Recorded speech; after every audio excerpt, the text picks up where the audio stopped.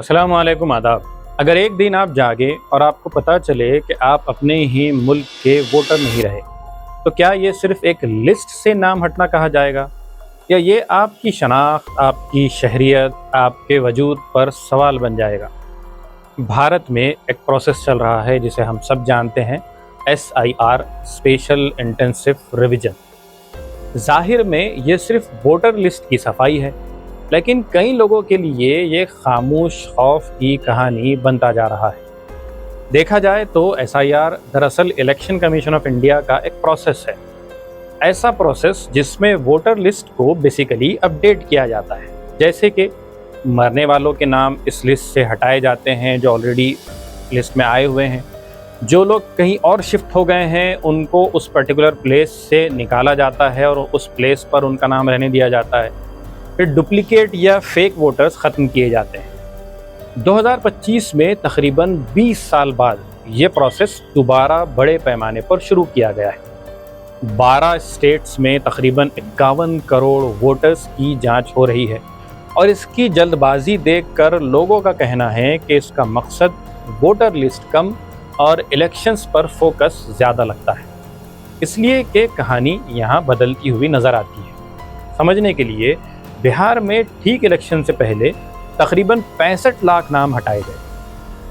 अभी वेस्ट बंगाल में इलेक्शंस होने वाले हैं, कैंपेनिंग ज़ोरों पे चल रही है, सारी चीज़ें बहुत तेज़ी से आगे बढ़ रही हैं, जहां से वोटिंग से चंद दिन पहले अभी रिसेंटली 90 लाख से ज़्यादा वोट काट दिए गए। इनमें ज़्यादा किसके नाम हैं, तो आप वहां के सिर्फ एक शहर का हाल देखिए। मिसाल के तौर पे नंदीग्राम की कुछ लिस्टें जिसमें से नाम कटे हैं, उनमें से 60% से 98 या 98% तक नाम जो कटे हैं वो मुसलमानों के हैं। ये सिर्फ नंबर्स नहीं हैं, ये लाखों ख़ानदानों की पहचान का सवाल बनता जा रहा है। बहुत मुमकिन है कि इलेक्शन के बाद अपील के ज़रिए इनमें अक्सर नामों को शामिल कर लिया जाए, लेकिन एक बार इलेक्शन हो जाए तो और उसके ज़रिए कोई हुकूमत बदल जाए तो फिर 5 साल को जिसकी हुकूमत बनेगी उसके लिए उनको बेफिक्री मिल जाएगी। अब आप नंदीग्राम की मिसाल से समझ सकते हैं कि ख़ास तौर से मुसलमान SIR से क्यों परेशान है, क्योंकि ये सिर्फ SIR नहीं, ये एक बड़ी पिक्चर का हिस्सा मालूम होता है, और वो है CAA और NRC। अक्सर लोग इस पर ऑब्जेक्शन उठाते हैं, लेकिन अगर किसी को इसके CAA और NRC से कनेक्शन पर ऑब्जेक्शन है तो वो बयानात याद कर लीजिए जिनमें घुसपैठिए जैसे लफ्ज़ बार बार सुनने को मिलते हैं। साथ ही देश के गृह मंत्री ने खुद SIR को डायरेक्टली CAA और NRC से जोड़ने की बात भी कही थी। इसीलिए लोगों को लगता है कि आज की वोटर लिस्ट यानी कल की शहरियत। आपको आसाम की कहानी याद होगी। आसाम में भी हमने इस NRC का ऐलान सुना था। सालों तक पहले ये कहा गया कि 65 लाख से 75 लाख गैर मुल्की या घुसपैठिए के उन्वान से लोग आसाम में रह रहे हैं, जिनमें ज़्यादा उम्मीद मुसलमानों के नाम डालने की थी। वजह साफ थी, फ़िरक़ावारियत को बढ़ाना, और आसाम में जो मुसलमानों की आबादी का परसेंटेज ज़्यादा है, जिसकी वजह से कहीं ना कहीं वो डिसाइडिंग फैक्टर बन सकते हैं, तो उसको कम करने की कोशिश करना। लेकिन जब सुप्रीम कोर्ट की निगरानी में NRC हुआ था तो हकीकत खुलकर सामने आ गई।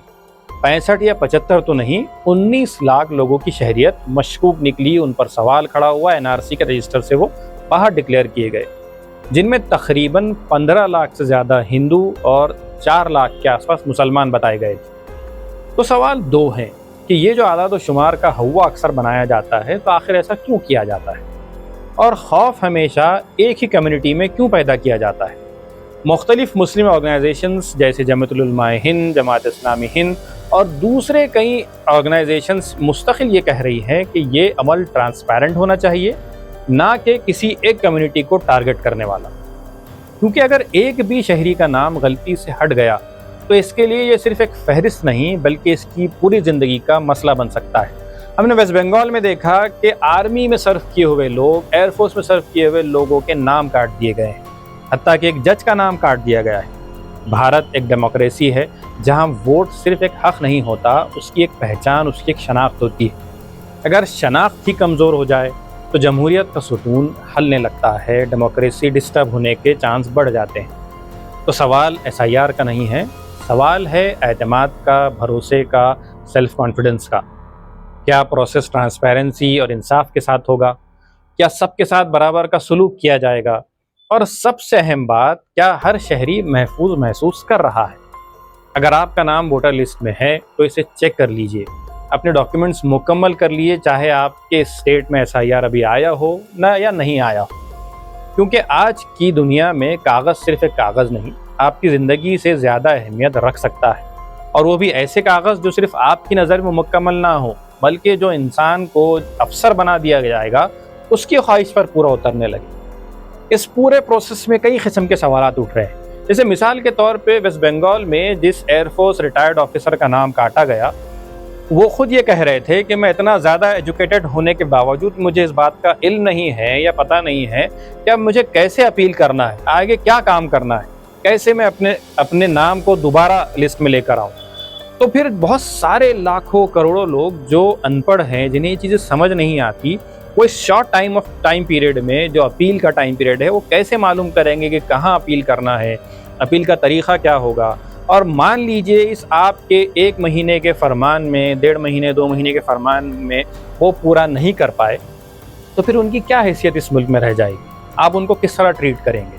तो ये जो ओवरऑल माहौल फैलाया जा रहा है, बहरहाल इस पर कई लोग ऑब्जेक्ट कर रहे हैं।